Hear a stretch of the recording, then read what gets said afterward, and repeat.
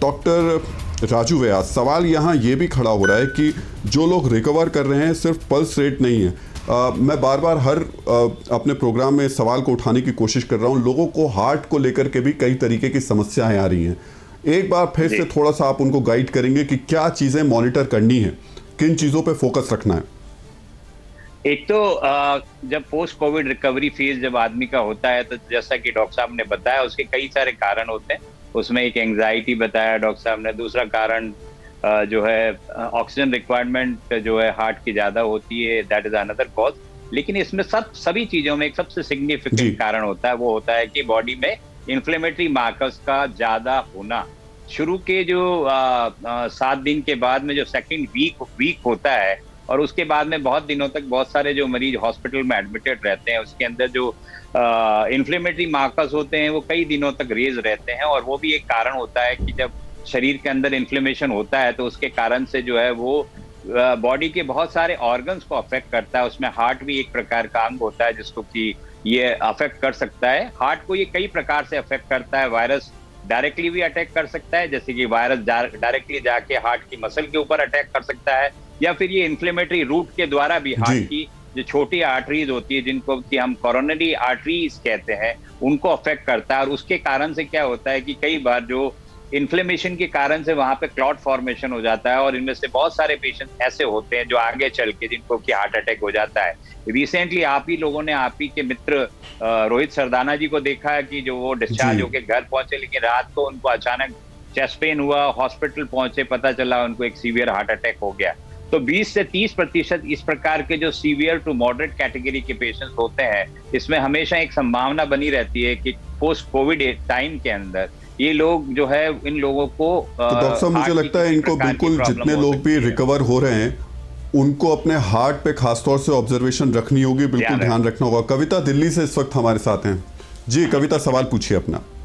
Sir मेरे husband ने ना इंजेक्शन लगवाया था, तो उसके बाद वो बहुत बीमार पड़ गए थे, तो हमने वो दवाई वगैरह दी थी तो वो रिकवर कर गए। अब मुझे इन्फेक्शन है, मतलब मुझे हैंड में इन्फेक्शन है, मतलब एलर्जी प्रॉब्लम है, तो मैं वैक्सीन लगवा सकती हूँ क्योंकि मेरे पास छोटी बच्ची है, अगर मैं बीमार पड़ गई तो कौन करेगा? जी डॉक्टर डीके गुप्ता, मैं आपसे सवाल इसका जवाब लूं उससे पहले एक बार बता देता हूं, हरिद्वार उत्तराखंड का एक मैसेज हम फ्लैश कर रहे हैं। इनको वेंटिलेटर बेड की ज़रूरत है। इस वक्त स्क्रीन पर इनका मोबाइल नंबर है। हरिद्वार में उत्तराखंड सरकार, वहां के अधिकारी अगर इनकी मदद कर सकते हैं तो ज़रूर करें। जी डॉक्टर डीके गुप्ता। जी देखिए, कोई भी एलर्जी, स्किन एलर्जी है, कोई दूसरी एलर्जी है, वो इसका कॉन्ट्राइंडिकेशन नहीं है वैक्सीन का। वैक्सीन आप लगवा सकते हैं। अगर आपको वैक्सीन की पहली डोज से, जैसे आपके हस्बैंड को प्रॉब्लम हुई है, कोई सीरियस इलनेस हुई है और डॉक्टर कहते हैं कि आपको दूसरी डोज नहीं लगवानी, तो फिर आपको दूसरी डोज नहीं लगवानी। बट अगर आपको कोई हल्की फुल्की एलर्जी है, स्किन एलर्जी है या रेस्पिरेटरी एलर्जी है, एलर्जिक राइनाइटिस है, कोई भी एलर्जी है, तो उसमें कोई भी मनाही नहीं, आपको तुरंत वैक्सीन लगवाना चाहिए।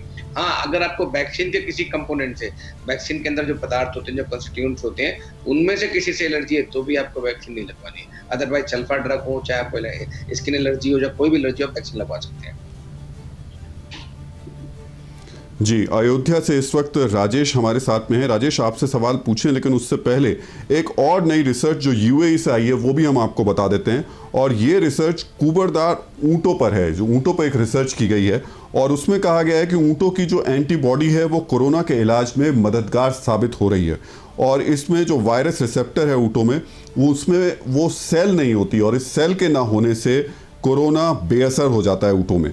और इसकी वजह से ऊंटों में कोरोना के जो डेड वायरस का इंजेक्शन है वो उनको दिया जा रहा है लगातार। और ब्लड टेस्ट में जो कुबरदार ऊंट हैं उन पर कोरोना का कोई असर नहीं है। ये अभी ये यूएई की एक रिसर्च हुई है और इसको बाकी लोग भी इस वक्त देख रहे हैं। लेकिन इस वक्त सीधे हम लोग अयोध्या चलते हैं। हमारे एक कॉलर साथ में है।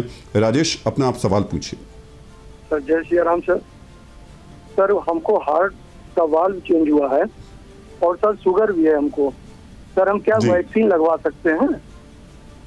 सर हम दवा खाते रहते हैं वार। डॉक्टर गौतम, क्या ये वैक्सीन लगवा सकते हैं?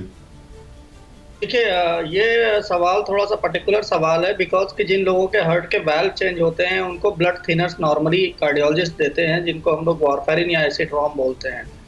तो ऐसे कंडीशंस में कुछ लोगों के ऐसे रिकमेंडेशन है कि उनके लिए एक स्पेसिफिक टेस्ट होता है जिसको PTINR कहते हैं। यदि वो PTINR का टेस्ट आपका 1.5 से कम है तो आप निसंकोच आप कोरोना की वैक्सीन लगवा सकते हैं।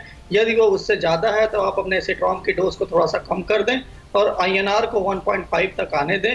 उसके बाद आप कोरोना की वैक्सीन बिल्कुल लगवा सकते हैं और आपको जरूर लगवानी चाहिए। अड़ी सोमवार से शुक्रवार शाम 6 बजे सिर्फ TV9 भारतवर्ष पर।